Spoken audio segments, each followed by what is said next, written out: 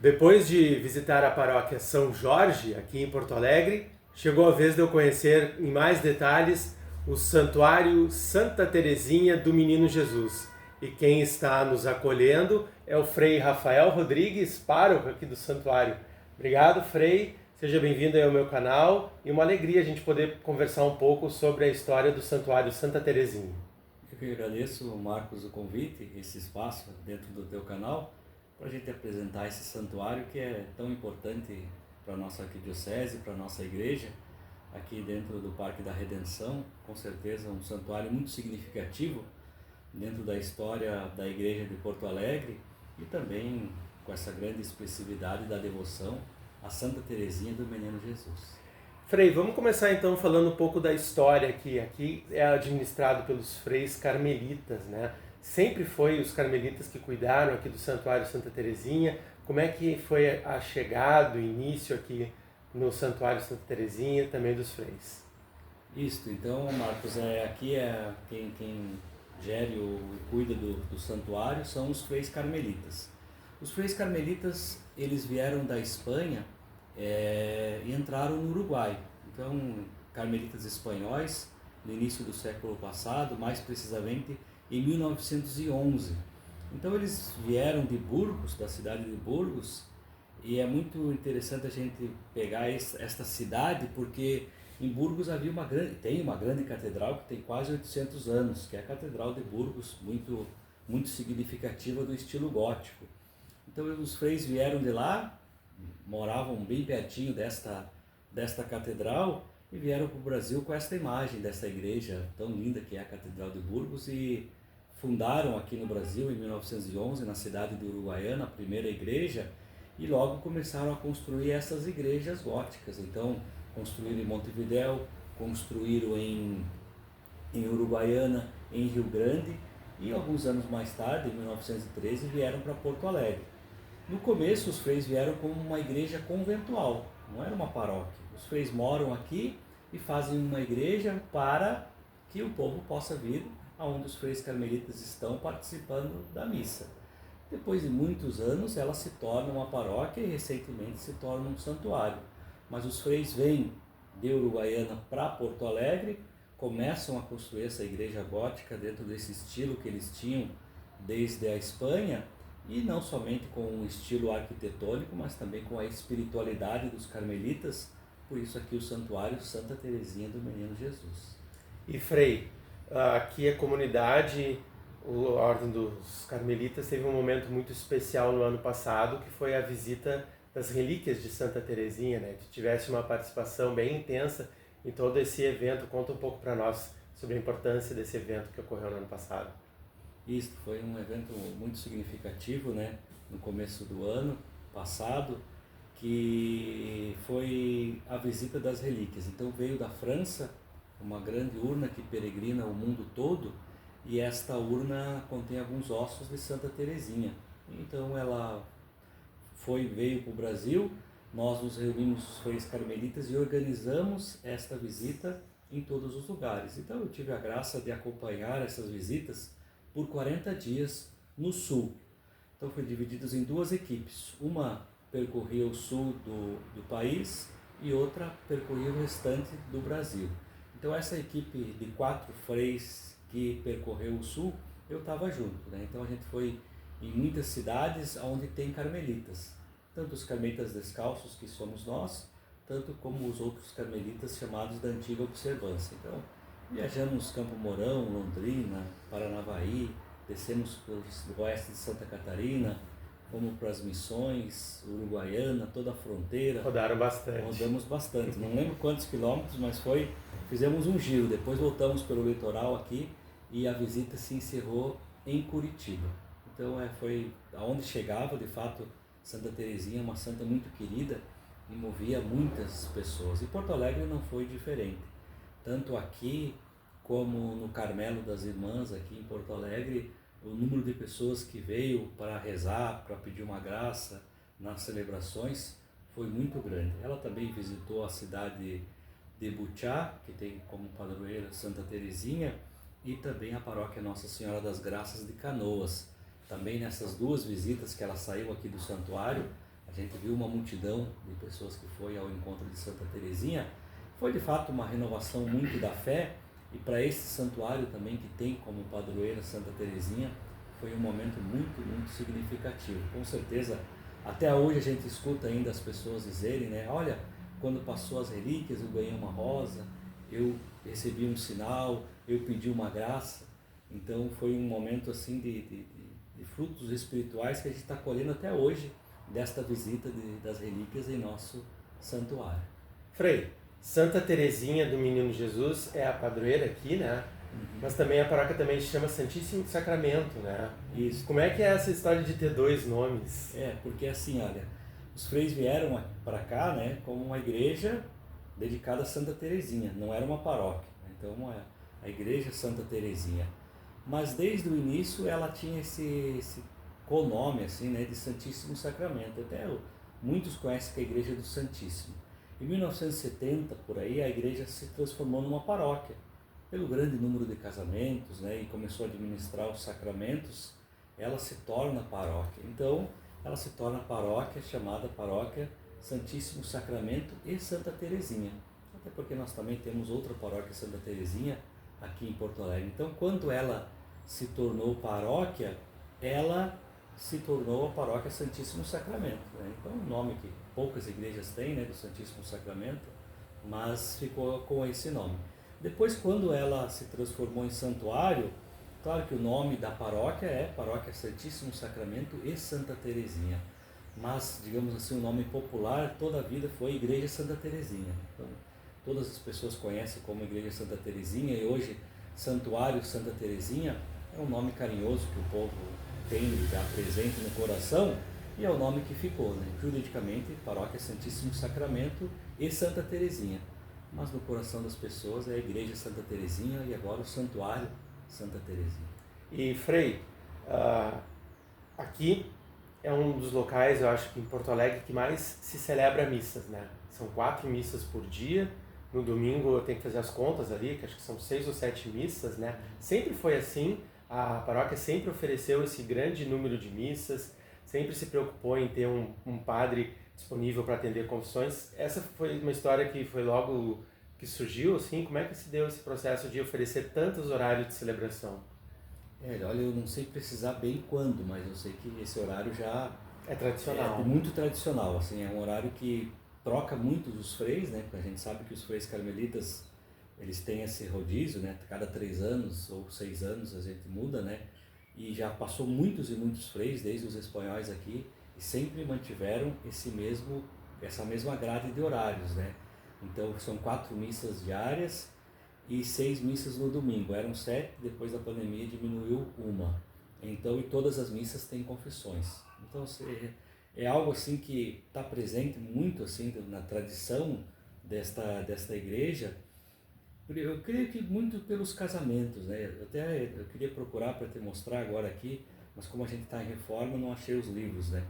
Teve anos aqui que em um ano chegaram a se celebrar quase 500 casamentos, né? 480 casamentos. Então, mais de um por dia, né? Se for fazer uma média, assim, eram 12 casamentos por sábado, né? Sim. 4 de manhã, 4 de tarde e 4 à noite. Então era de fato, então as pessoas de fato pelos casamentos nos anos 80 e 90 se tornou uma igreja muito frequentada, né? Então já se percebeu gradualmente a necessidade de ter mais missas, né? Então você foi vendo que não comportava, né? Até hoje não comporta, né? Agora, por exemplo, a gente está num período de férias dos freis, a gente tirou a missa do meio-dia em fevereiro. Claro que a missa das 10 e das 11, ela enche muito, né? Então a gente não consegue tirar um horário, porque de fato a outra missa ela enche demais, principalmente agora no calor, né? Não conforta assim para a gente ficar sentado numa missa. Então, desde o início os freis perceberam que não se consegue diminuir, até tem que aumentar, né? Tem uma ideia da gente colocar uma missa às 16 no domingo, né? Então, domingo tem missa 8, 9, 10, 11 e 12. É missa de hora em hora. E é uma missa, é claro, que o pessoal também está muito acostumado, porque ela não pode atrasar, né? Pontualidade britânica, né? Uma pontualidade tem que ser uma missa aí de 50 minutos, né? Então, as pessoas que vêm no parque ou vêm aqui e vão almoçar fora, né? Elas sabem que ela tem um horário para começar e um horário para terminar, porque é impossível atrasar, porque quando a gente está saindo, o outro padre está entrando já na procissão de entrada, né? Então, também, eu creio que essa pontualidade também, esse estilo de missas, assim, os cantos, né? Ela cativou muita gente a se acostumar a vir aqui, vem gente de todos os lugares, né? Região metropolitana de Porto Alegre, então ela tem essas missas no domingo e todos os dias ela tem missa 7, 8, 16 e 18. Sempre nessas missas tem confissões também. Nós somos uma comunidade de 5 freis, né? Então de fato a gente consegue cada frei celebrar uma missa, né? E também atender as irmãs carmelitas aqui na Cidade Baixa. E Frei, tu mencionaste a questão dos casamentos, que a paróquia aqui, o santuário, é muito conhecido realmente.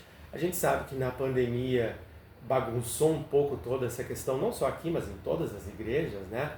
E eu queria te perguntar, como é que está sendo agora essa retomada já, assim, se conseguiu já se voltar a ter um bom número de casamentos, se ainda está um pouco mais devagar, como é que ficou essa situação? De fato, a gente tá com bem menos, claro, casamentos do que era antigamente, né? Mas tem um bom número, assim, de, digamos, 4 casamentos por mês, assim, 3, né?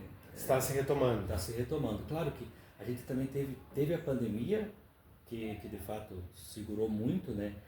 E ano passado a gente teve a enchente, né? Então, que foi bem no mês de maio, que é um mês que acumula grande parte dos casamentos, né? Então a gente está tendo casamentos em janeiro agora e fevereiro, que nunca tem, porque muitos do ano passado passaram para cá, né? Então é uma pastoral assim, muito importante, né? Pessoas que vêm, que se aproximam, fazem o curso de noivos, né? E procuram a igreja para casar, mas eu creio que também é um canal da graça de Deus para os padrinhos, pais que vêm aqui e conversam conosco, né?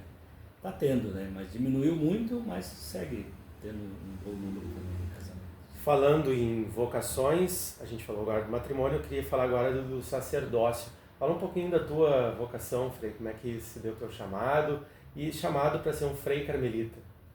Então, eu sou da cidade de Curitiba, no Paraná, né? Eu nasci e cresci em Curitiba, muito próximo de uma paróquia nossa chamada Nossa Senhora das Vitórias. Então, ela é uma paróquia no bairro Boqueirão, um bairro muito tradicional, conhecido de Curitiba. E ali eu nasci e cresci. Claro que eu não fui toda a vida de igreja, assim, né? Eu tive uma adolescência, assim, muito agitada, assim, com jovens, com o pessoal da praça onde eu morava, da vila, né? E fiz a primeira comunhão, a crisma, mas parei, assim, depois andava muito de skate, eu sempre comento, fazia grafite, assim, era esse campo, assim, que eu era muito ativo, né? Na adolescência. Na adolescência, E depois, com 16 anos por aí, eu lembro que eu morava perto da igreja e comecei a conhecer um amigo do grupo de jovens, assim, né? Comecei a participar. E essa paróquia, ela tem um grupo de jovens que é carmelita, né? Tem tantas outras que tem também. É um grupo de jovens como tantos outros, mas tem uma espiritualidade. Estuda Santa Teresinha, Santa Teresa, né? São João da Cruz. Então, ali nesta paróquia, eu comecei a se aproximar não somente do grupo de jovens, mas também da espiritualidade do Carmelo. Então, passei a ser coordenador do grupo de jovens, né? E ali conhecendo os freis, que ali é um seminário onde se estudava filosofia, eu também comecei a se questionar, né?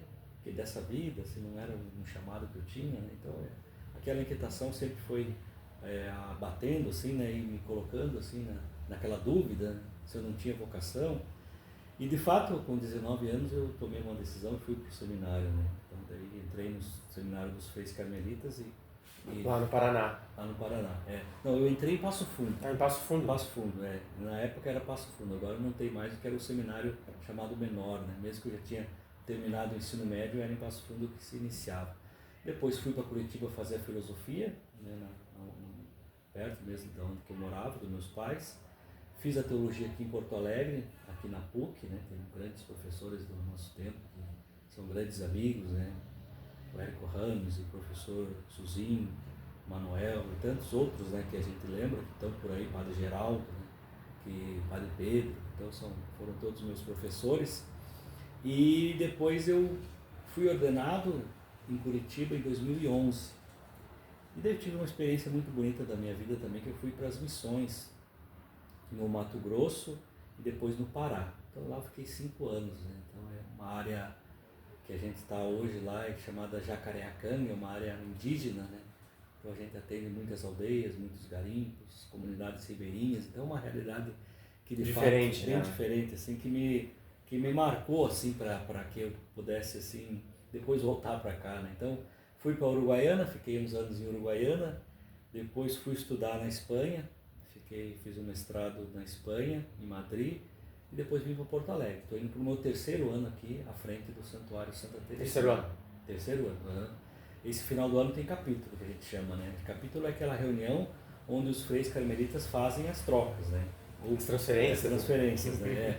Então, é diferente da arquidiocese, por exemplo, que demora mais, né? Os freis a cada 3 anos, geralmente, tem muitas transferências, né? Então, a gente tem essa reunião no final do ano e daí a gente vê se eu fico mais 3 anos aqui ou se vou para alguma outra realidade, né? Então, os freis carmelitas são assim. Estou gostando de Porto Alegre, né, do nosso santuário, de fato tem muito trabalho. É uma igreja que ela está aberta todos os dias, das 7 da manhã até as 7 da noite, né? Então ela não fecha meio-dia. Então agora há pouco a secretária mandou uma mensagem: Frei, tem uma confissão aqui. Eu não respondi, né? Então a gente está conversando aqui. Então sempre vem pessoas pedindo, né, ou confissão, ou um atendimento, ou alguma dúvida, né? Então, eu imagino que organizar também a liturgia, que deve ser um trabalho grande também, né? Não sei quanto, tem muitas missas, nós temos aí uns 40 ministros, mas não dá conta, claro, de cada missa ter alguém para cantar, alguém para ler, né? A liturgia é sempre um desafio, né, para a nossa igreja. E aqui no Santuário Santa Teresinha tem um organista muito conhecido que é o professor Darcy, né? Isso, o professor Darcy é um grande professor da Universidade Federal, né? Toca na igreja São José e também aqui na nossa igreja, né? Sábado e domingo, e também, né, em muitos casamentos, né? Que é alguém que tem uma autoridade muito grande assim no órgão, né? E faz muitos anos, mais de 40 anos, toca na nossa igreja. E Frei, na questão das vocações ainda, com tantas missas, com igreja aberta, confissões, como é que um jovem que daqui a pouco se sente chamado a ser frei carmelita, como é que ele procede, que a gente conhece mais talvez o processo para o seminário diocesano, né? Mas no caso dos carmelitas, como é que é esse trâmite?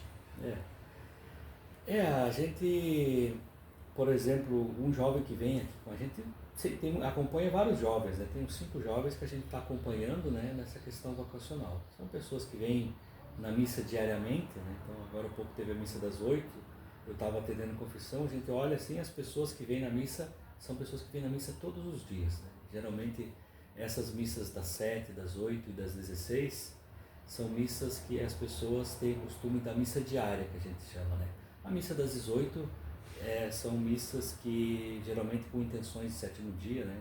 Então vem muita gente, mas de vários lugares ocasionalmente. Nessas missas a gente percebe que tem vários jovens que têm esse hábito essa devoção, né, que é tão sadia da missa diária, da comunhão diária. Então a gente sempre, quando a gente percebe, a gente conversa, né? Quem é, da onde é, sobre a vocação, né? Então muitos dizem que tem a vocação ao matrimônio, mas muitos também colocam, né? Olha, eu já pensei, penso, Sim. né? Então a gente faz um acompanhamento, né?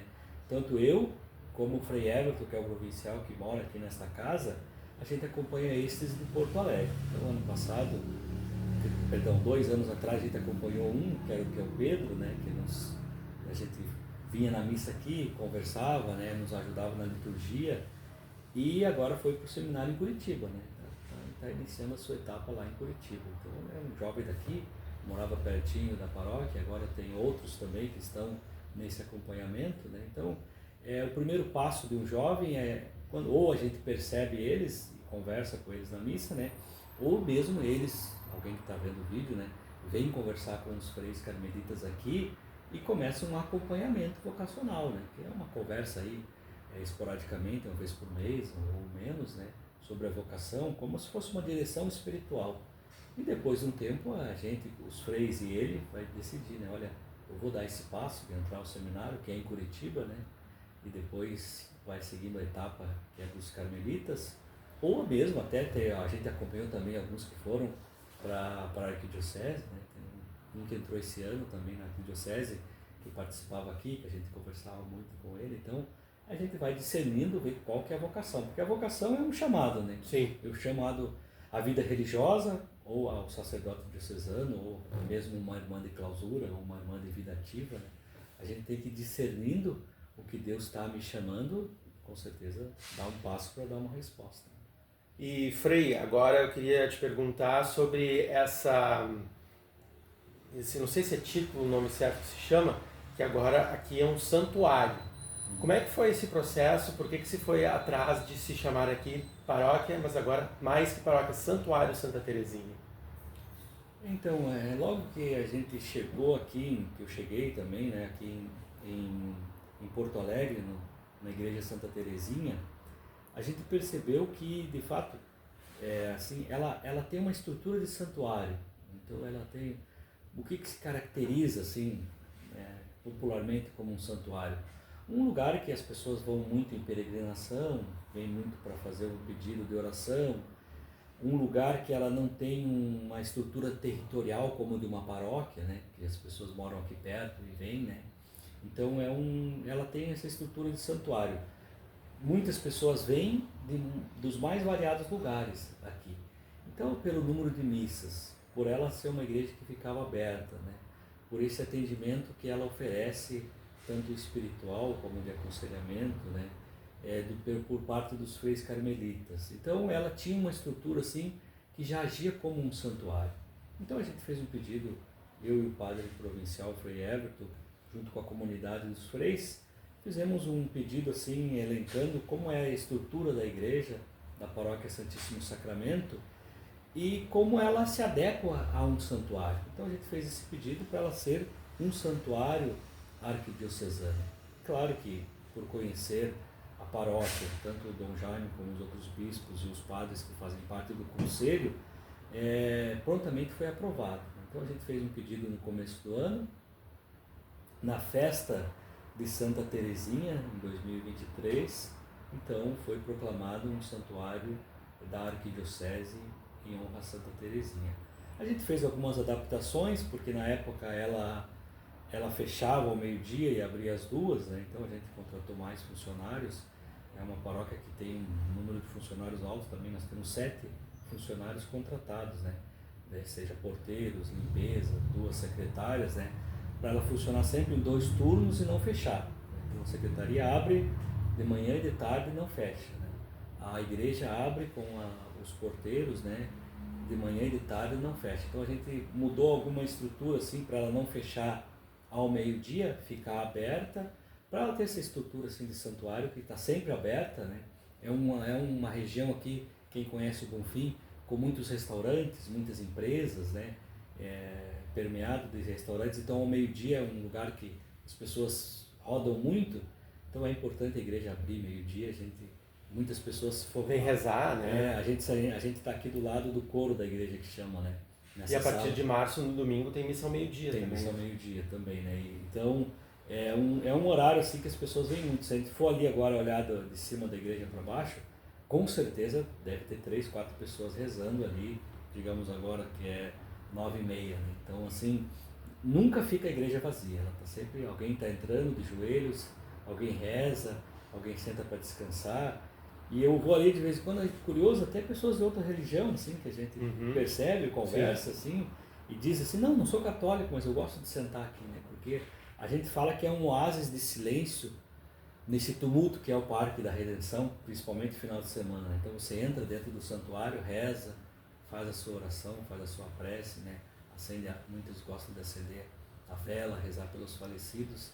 Então ela tinha essa estrutura, a gente fez o pedido, e prontamente foi aceita para a gente transformar num santuário da arquidiocese, né? Então ela recebe um título que é um título que não vai fazer da igreja um santuário, é um título que reconhece que a igreja é um santuário dentro da arquidiocese.